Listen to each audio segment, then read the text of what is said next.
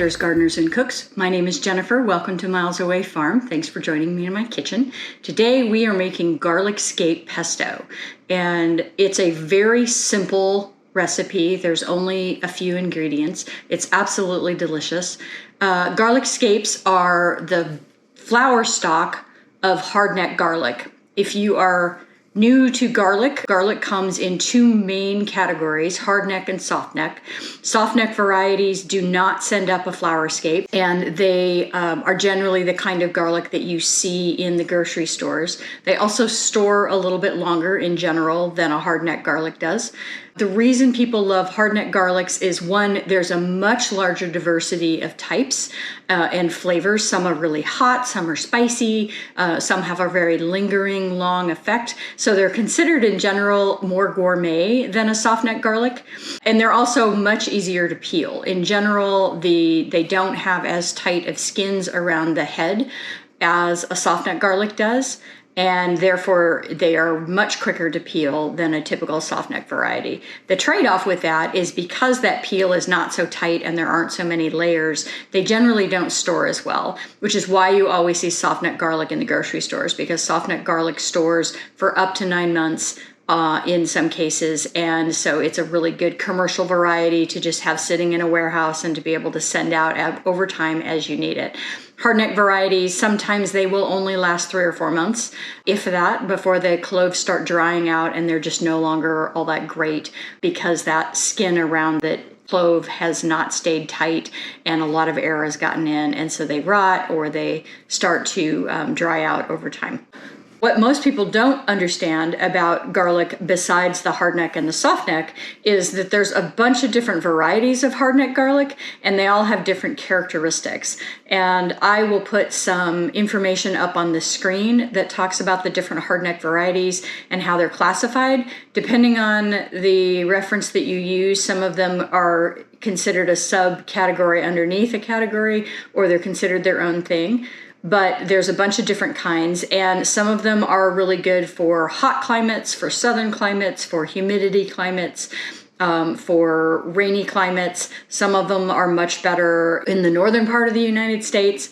And so depending on the variety, you can pick and choose what will work for your location, and that can be really helpful. Some of the southern varieties maybe don't do so well with a cold frost or a really hard winter, versus some of those northern climate varieties are going to do great during a really cold winter and come roaring back. The weird thing about garlic is it's something that you plant in the fall and then harvest the following summer. I plant my garlic, I try to plant it mid-October. A lot of times I don't get it in until the end of October, and then it starts coming out of the ground generally around the early part of July, if not the mid to late part of July. That's the other thing to know about different garlic varieties. They are not all exactly the same number of days to harvest. Some of them are harvested earlier, some of them later. Fillory Garlic, which is a company here in the Pacific Northwest, has some really amazing information about garlic varieties, and most of what I know about garlic I've learned from them. I actually emailed them at one point and said, can you give me some idea of the range of time for when garlic is ready? And they said anywhere from 2 to 3 weeks, from their very earliest variety to their very oldest variety. Generally, you want to harvest garlic when about 50% of the leaves have started to dry down and turn dried rather than green. And if you leave it in the ground too long, it tends to start rotting because the moisture gets into that paper coating that's around that garlic head and starts to dissolve it. And so there's a real fine line between harvesting too early, where the cloves are not quite fully formed yet, or that all those skins around it protecting it are not quite fully formed, or harvesting it too late where you get some rot and it's not going to store very well because it's not in a nice, tight, neat little package. So there's definitely an art to figuring all of this stuff out. If you're planting hardneck garlics, they will send up what's called a garlic scape. If you left it on the plant, this would become a flower and then become little bobules. It does not actually make seed. Garlic is a weird plant. It seems to have been cultivated alongside humans for a very long time, because trying to find actual true garlic seed, even in the wild in the countries where garlic originated, is next to impossible. And there's some interesting research being done around that. And so essentially they are clones of themselves. You can save the garlic and then plant those cloves, break up that head and plant those cloves the following fall and get more of that same variety. But you've just basically made a clone of the plant that you had. Or when this thing goes to flower and then has the little tiny bobules, you can plant those. It will take a couple of years for those to actually get big enough to form a typical garlic head that you're used to. So it's a long-term project if you decide you want to do that, and you need to pick a place in your garden where you can leave something for a couple of years, because you're going to grow it out, and then it's going to go through a winter, and then it's going to grow out a second time, and then it's probably going to go through a second winter before it's actually big enough to harvest. So saving those little bobules, not really a short-term project. It's definitely a long-term project. If you do decide to do that, the other thing to know about that is plant them almost immediately. They dry out very quickly. I had somebody give me a bunch of them as a gift, and by the time I got them, they had dried out enough that none of them sprouted. So if you're going to play around with those little heads, do it quickly, get them in the ground so that they don't dry out. I do have a variety of garlic that is from those same folks. We had a long conversation about what I actually needed if I wanted to keep it going. They bought a piece of property, and on that piece of property there was a garlic bed that had not been dug in many years. And so every year the garlic came up and it formed heads, and they thought that was the seed, which is why they brought that to me.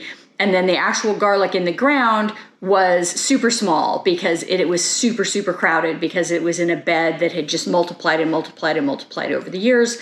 And the name of the person who owned the property before they bought it was Miller. And so I call it Grandma Miller's garlic. I have no idea what the actual variety is, but one of the character traits of that particular type of garlic is the scapes make this full curl.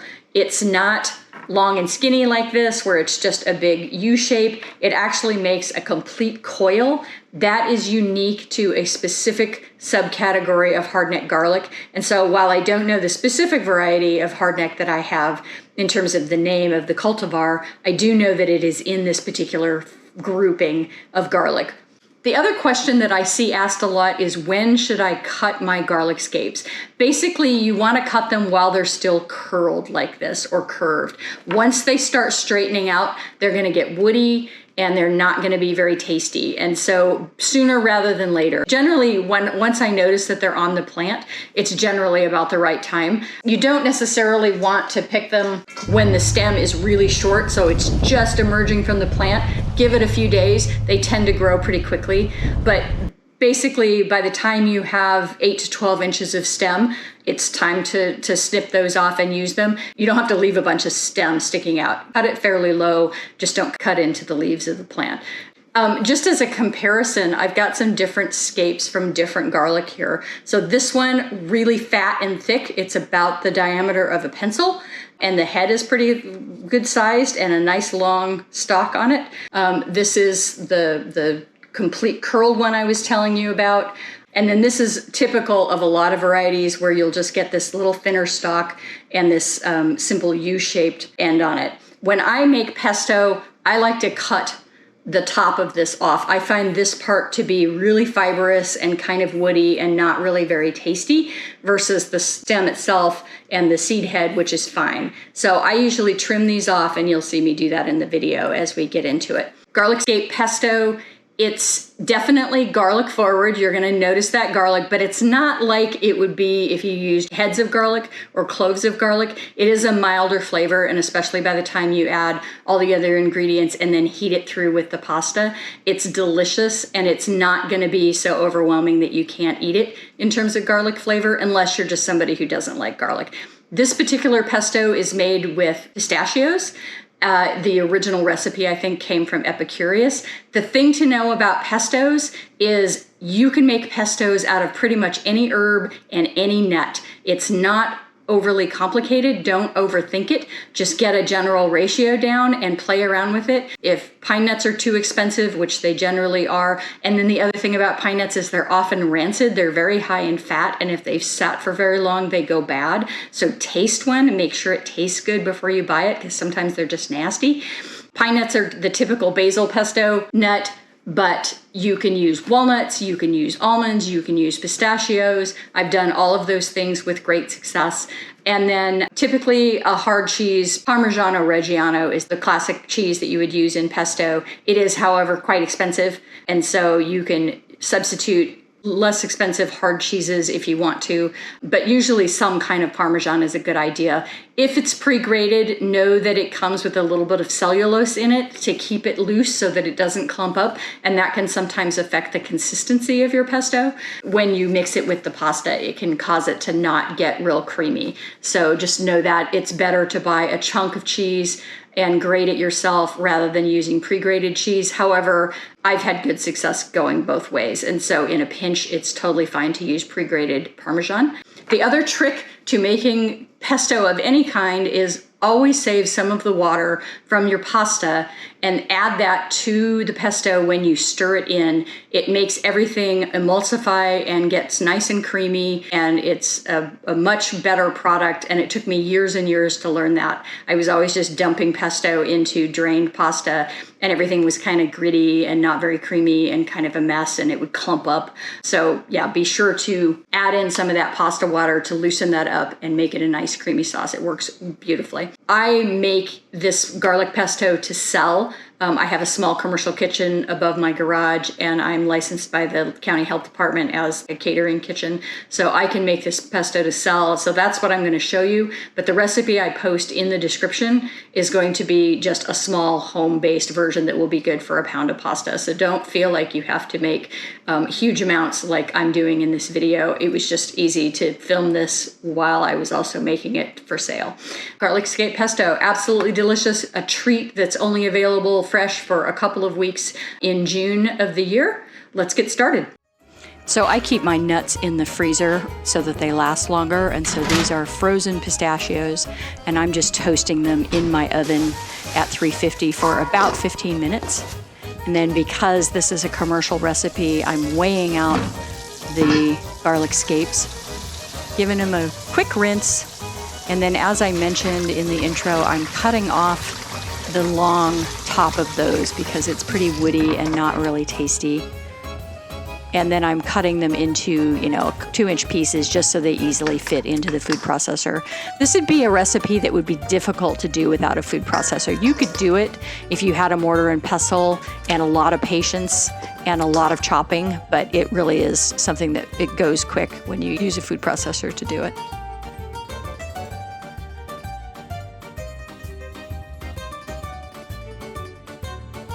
Our nuts are about done, and I've stirred these a couple of times in the last 15 minutes, and I kind of go by smell, and so when you really start to smell them, you know they're done. So I grind everything in batches. So first we're going to grind up the scapes, and I'm editing this to shorten it, but it's probably about a minute. Then I'm adding in all the pistachios, and I'm going to grind it for another minute. Scraping the bowl down a little bit. And garlic scapes, they've got some pretty good fiber in them, and so you basically want to process these for a good long time. A bit of salt, some black pepper, our cheese,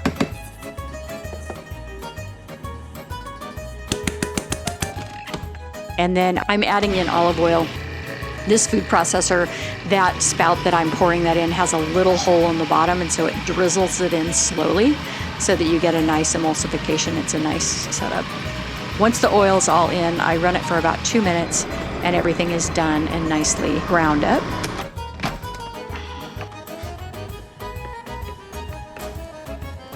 Hardest part is getting the blade out.